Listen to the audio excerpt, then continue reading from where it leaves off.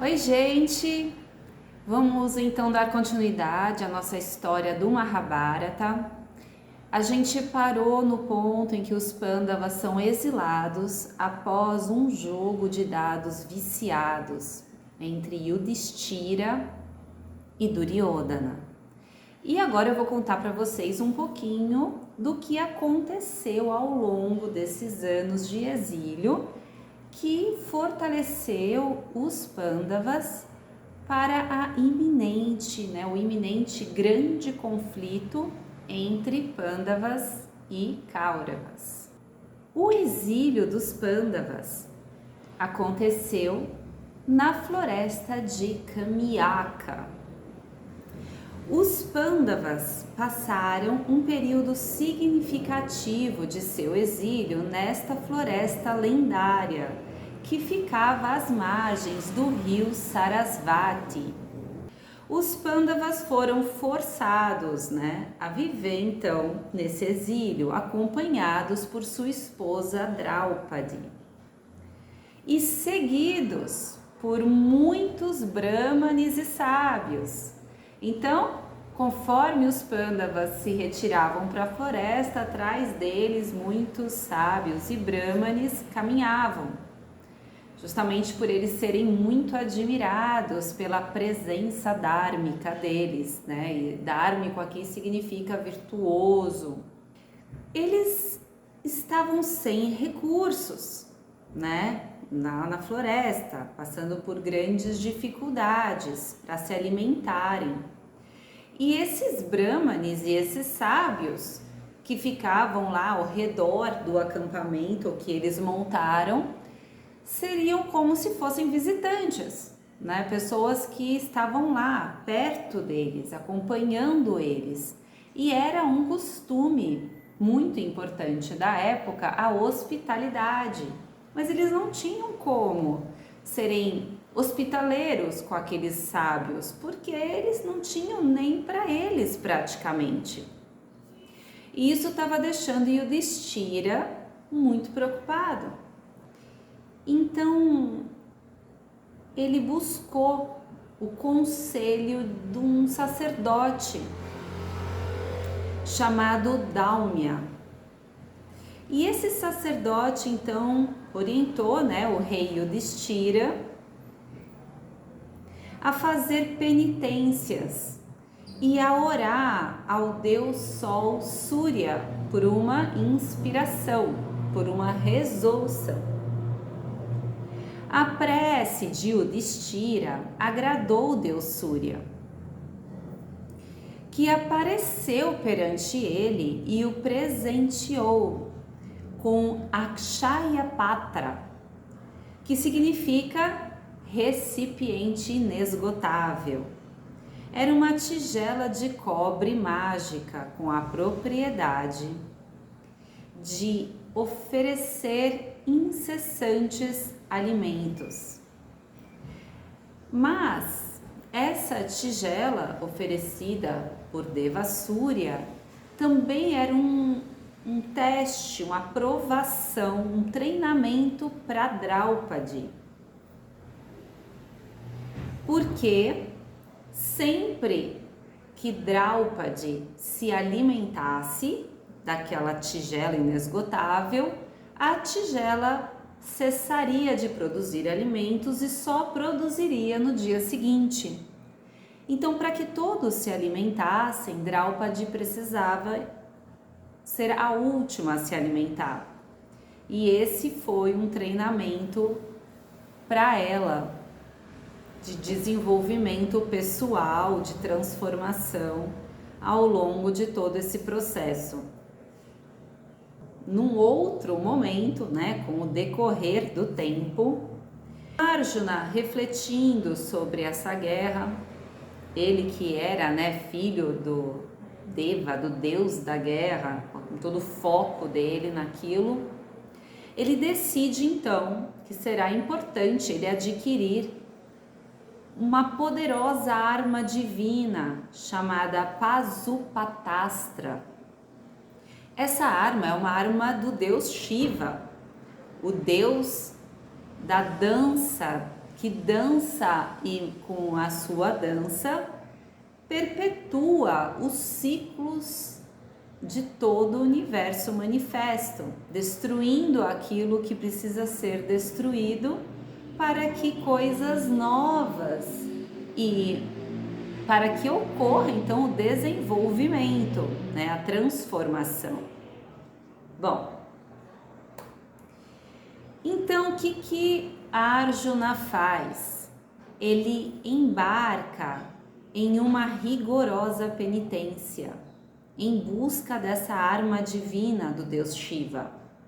Ele então se retira nas encostas do monte Indrakladri, onde ele se submete a um intenso ascetismo, renunciando à comida, se alimentando só de folhas e da água que cai da chuva, e também do prana, através da respiração, e meditando profundamente com o foco de Arjuna, né? Então, meditando em Shiva. Bom, impressionado com a devoção de Arjuna, mas ao mesmo tempo querendo testá-lo, Shiva se disfarça de caçador e se aproxima lá de Arjuna na floresta. Nesse momento, então, um demônio chamado Mukha se manifesta no formato de um javali e parte para cima de Arjuna, querendo matar Arjuna. Nessa hora, né? Bom, então Arjuna e o caçador começam a atirar flechas no javali e matam o demônio /javali. Nessa hora que o demônio morre, começa a surgir uma discussão. Afinal, quem matou o demônio? Foi Arjuna ou foi o suposto caçador? Esse impasse resultou num duelo entre Arjuna e o caçador. E eles lutam. Arjuna luta com grande valor, mas é facilmente derrotado pelo caçador, que sobrepujou suas flechas e sua espada. Percebendo então, né, diante dessa situação, Arjuna percebe que esse caçador não era um mortal comum. Então Arjuna, nesse instante, ele se inspira, né, e ele molda um lingam, que é um símbolo sagrado do deus Shiva, que representa, né, a natureza de Shiva, sem um formato, né, de forma transcendente. E ele molda, né, esse lingam e também oferece flores ao longo desse objeto, né? E ele se vira de costas e olha para o caçador, mas quando ele olha para o caçador, que ele já tinha percebido que não era um mortal assim tão ordinário, ele vê que as flores que ele havia oferecido haviam se transformado num colar e estavam no pescoço do caçador.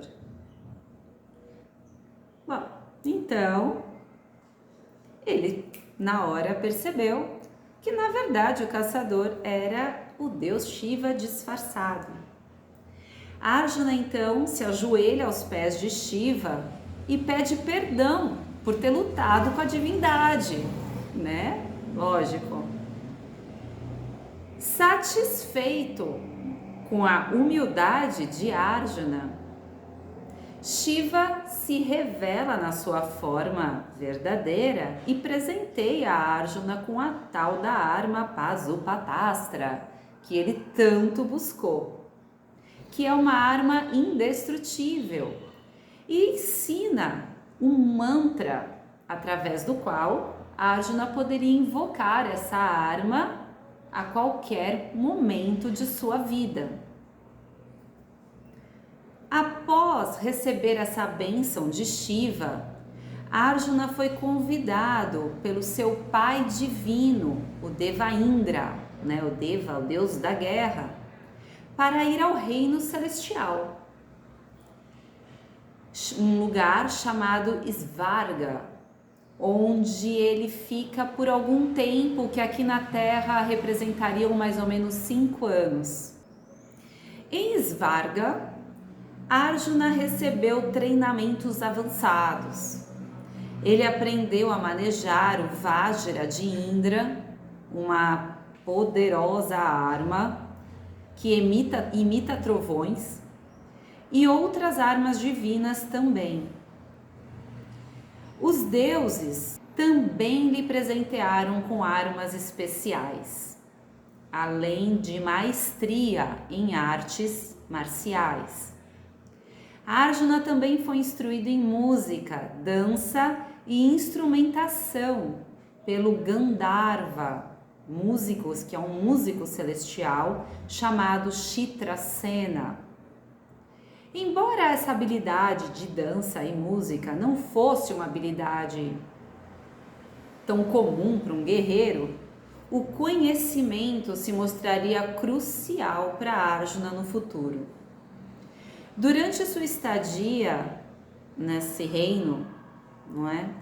A rainha do lugar, chamada Urvashi, se sentiu atraída por Arjuna e quis então se unir a ele, deitar com ele. Mas Arjuna rejeita a rainha desse reino celestial, tratando-a como se ela fosse mãe, como uma figura materna, né? E não como uma mulher. Só que a rainha se sente insultada e amaldiçoa o Arjuna, falando que então ele se tornaria um eunuco.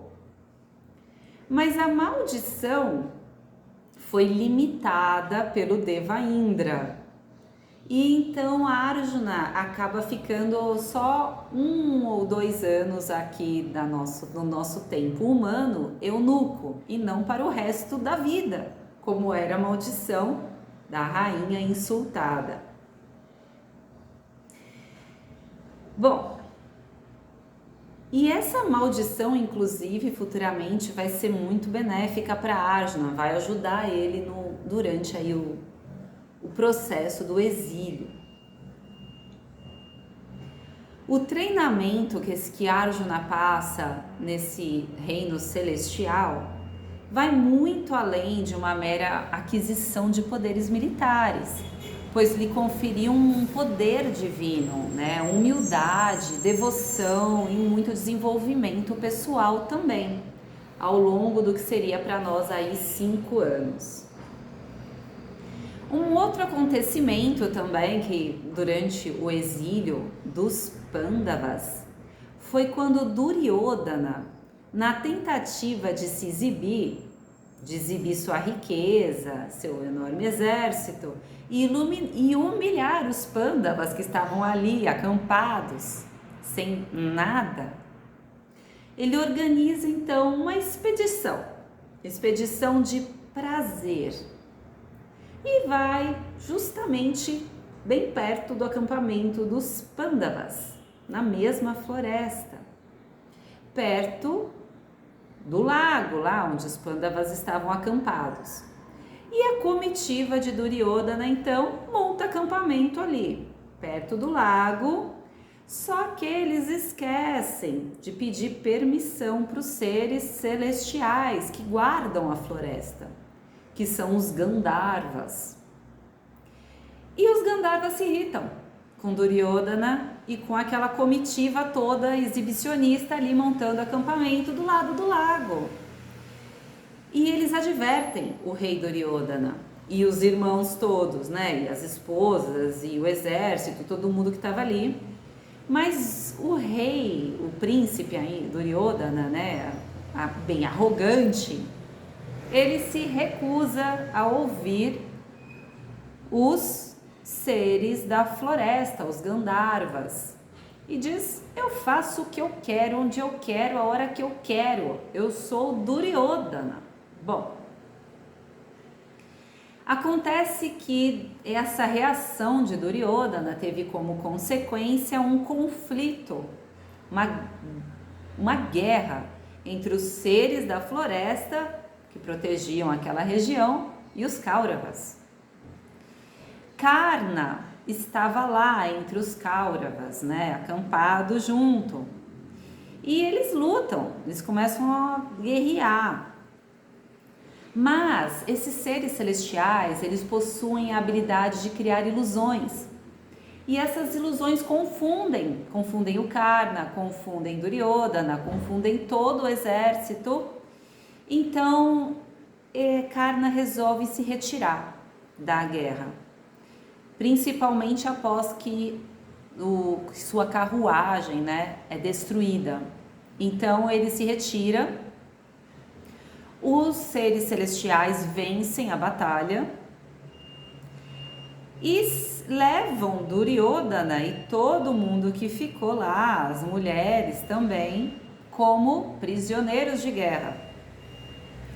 Os soldados, alguns soldados que acabaram ficando por ali, soldados de Duryodhana, que sobreviveram e que viram, né, que o resto das pessoas ali, dos seus aliados, haviam sido capturados como prisioneiros de guerra, eles resolvem, se sentindo muito humilhados, eles resolvem implorar ajuda aos Pandavas.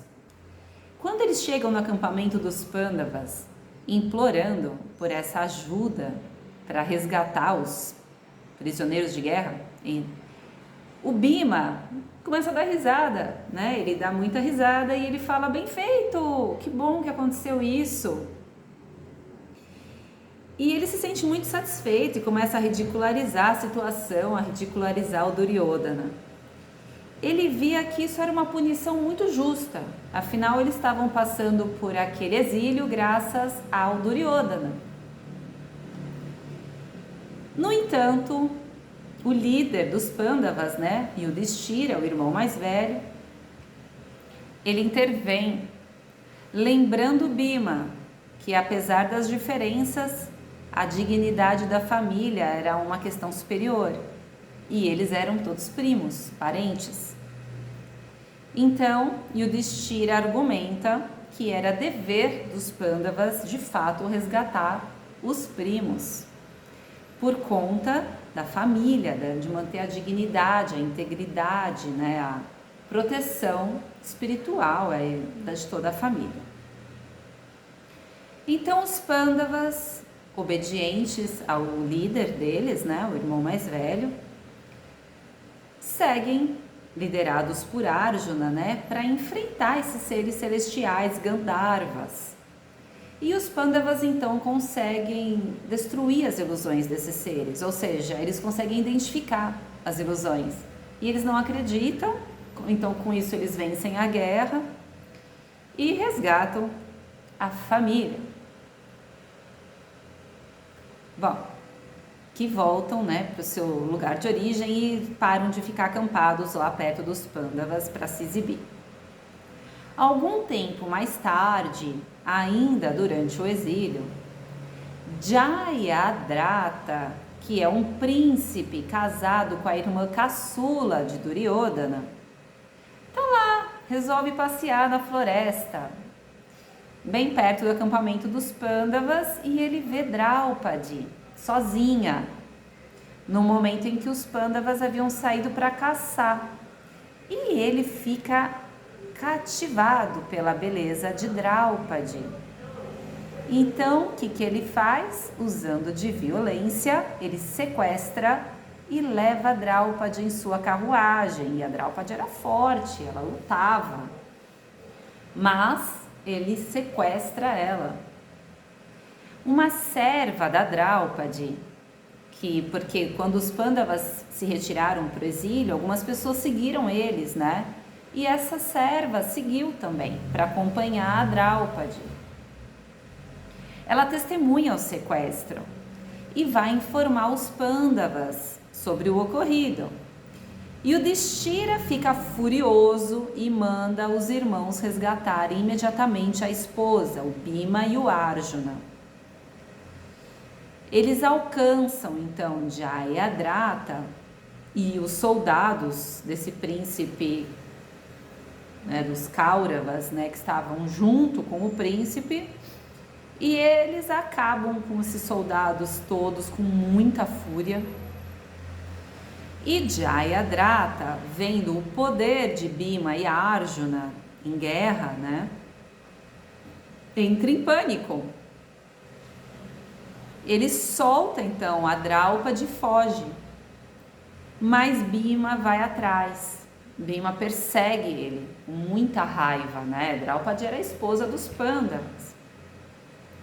Então, ele agarra o Jayadratha e começa a bater nele, assim, com muita raiva, e ele acaba matando o cara, né? O príncipe. Então, Arjuna, ele lembra Bhima nessa hora que a ordem de Yudhishthira era para não matar ninguém. Então, Jayadratha se sente muito humilhado, desfigurado nessa situação. Draupadi e Yudhishthira, quando eles chegam no acampamento, eles perdoam Jayadratha, né? Porque ele solta Draupadi volta para o acampamento na mesma hora, e aí depois Bhima e Arjuna aparecem com ele, né? Com esse príncipe no acampamento, e Yudhishthira e Draupadi então perdoam ele sobre a condição de que ele aceitasse a supremacia do rei Yudhishthira, em contraponto do rei dos Kauravas, né? Jayadratha, que era cunhado de Duryodhana, se sente muito humilhado, jura vingança e vai embora.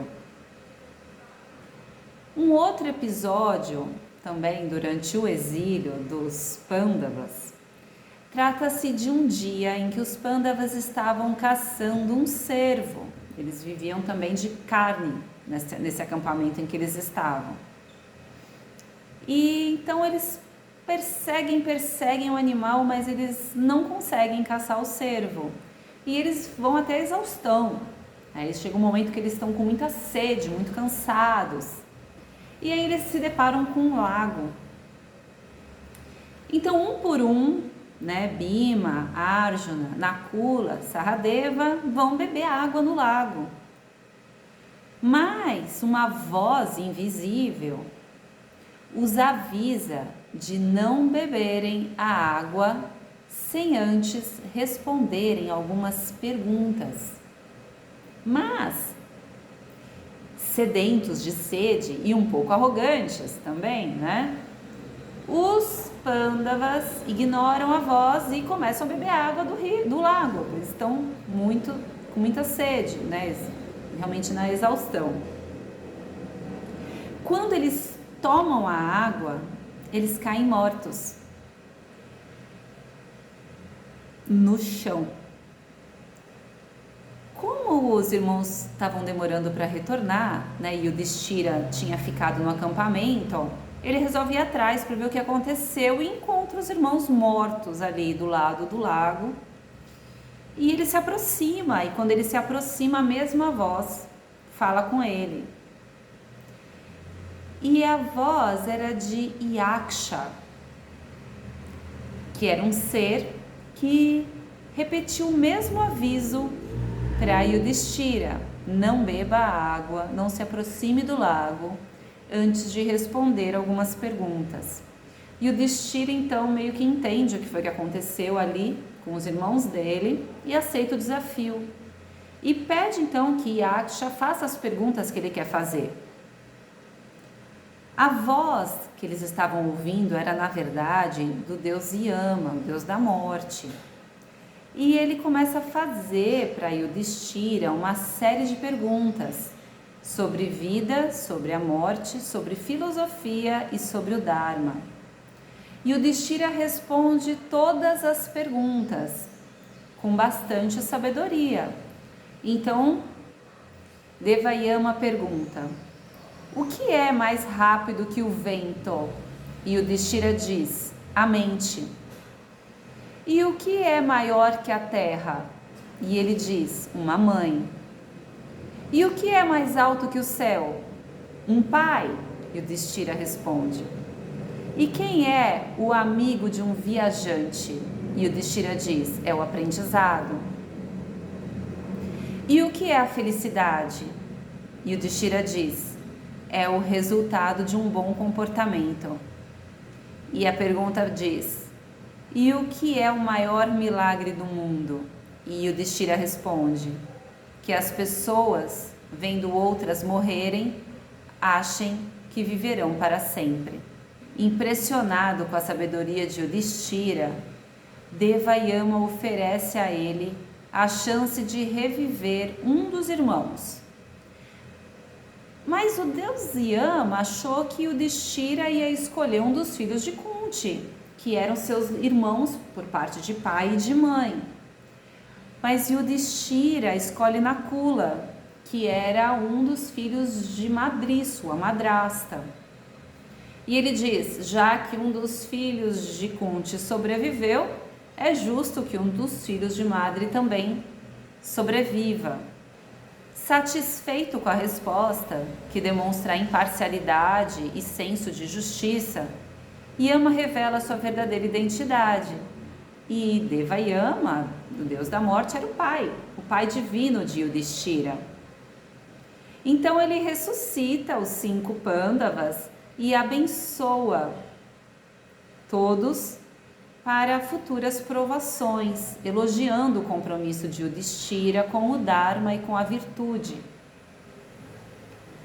Continua passando muito tempo e no último ano de seu exílio, os Pandavas tiveram que passar um período no qual deveriam permanecer incógnitos, ou seja, disfarçados. Ninguém poderia reconhecê-los. Caso eles fossem reconhecidos, eles teriam que começar o tempo de exílio tudo de novo. Eles decidem então se esconder no reino de Matsya, governado por um virtuoso rei chamado Virata, e esconderam suas armas numa árvore antes de entrar no reino.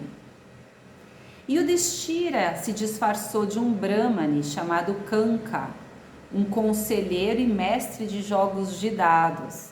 Ele se torna companheiro de entretenimento do rei Virata.